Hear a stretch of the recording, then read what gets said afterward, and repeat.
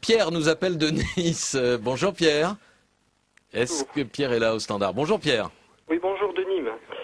Ah, de Nîmes. Ah bah voilà, c'est une erreur sur ma fiche. Nous vous écoutons tout de même. C'est pas grave. Oui, c'est sur le rôle de la Banque Centrale Européenne. Vous savez qu'actuellement, la Banque Centrale Européenne prête aux États des taux enfin aux banques plutôt à des taux de 1% à peu près, et les banques reprêtent aux États à des taux beaucoup plus élevés. C'est ça l'origine de la crise et non pas la dette. C'est comme ça qu'on crée de la dette. Donc il y a une proposition qui est faite, vous savez entre autres par le Front de gauche, mais par beaucoup d'autres organisations maintenant, qui est que la Banque Centrale Européenne pourrait prêter directement aux États à des taux très faibles, voire nuls, et permettrait de couper la tête à toute la spéculation.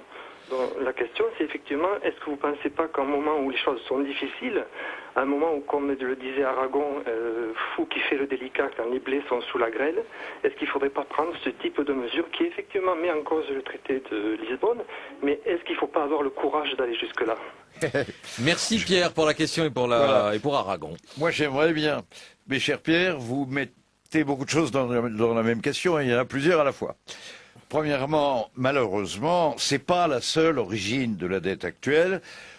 Depuis une vingtaine d'années, il est décidé en pays développés que les banques centrales n'ont plus le droit d'émettre la monnaie, et la monnaie n'est émise que par des banques privées, et elle est principalement émise pour alimenter les marchés spéculatifs, ceci que les États y soient pour quelque chose ou non.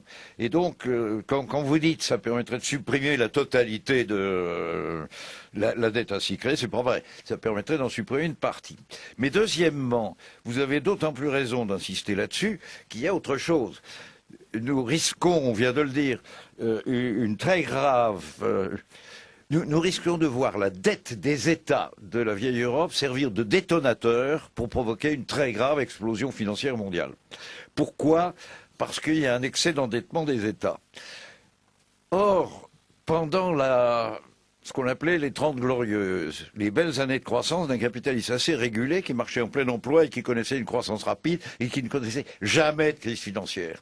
À ce moment-là, le financement des États était, États-Unis comme toute l'Europe, comme Japon, fait à travers des avances sans intérêt des banques centrales aux États. La doctrine d'un monsieur Milton Friedman, la doctrine monétariste, qui a révolutionné tout le monde et qui le met dans l'état de drame où il est maintenant. C'est une doctrine assassine, on a mis trop longtemps à s'en apercevoir.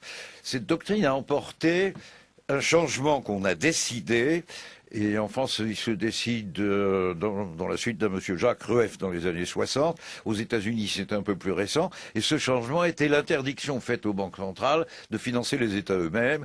Obligation était faite aux États de financer leurs déficits ou même simplement leurs équipements longs, les équipements, les ponts, les routes qu'on paye en 10 ou 15 ans, de le financer en empruntant.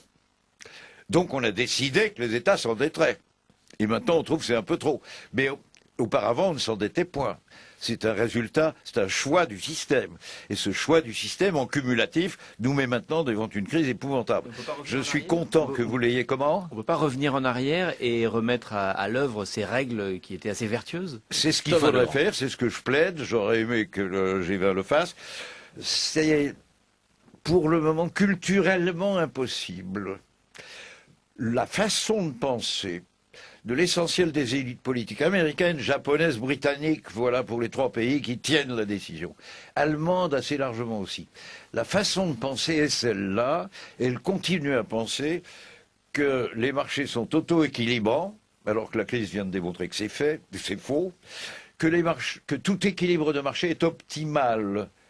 Et donc, une économie est stable quand elle est complètement marchande et que et que le taux d'intérêt suffit à équilibrer. Et c'est tout ça qui s'est révélé faux. Mais ce mode de pensée n'a pas été évacué. La plupart des gens qui ont une autorité mandarine allemand reconnue, sorbonniquement inconnue, reconnue si j'ose dire en économie, continuent à penser comme ça. Et au G20, on a le refus du Japon, de la Grande-Bretagne, des États-Unis de donner suite à la découverte que la crise nous a fait faire, qui est que l'équilibre du marché n'est pas du tout optimal et que le marché n'est pas du tout auto-équilibrant, bien au contraire.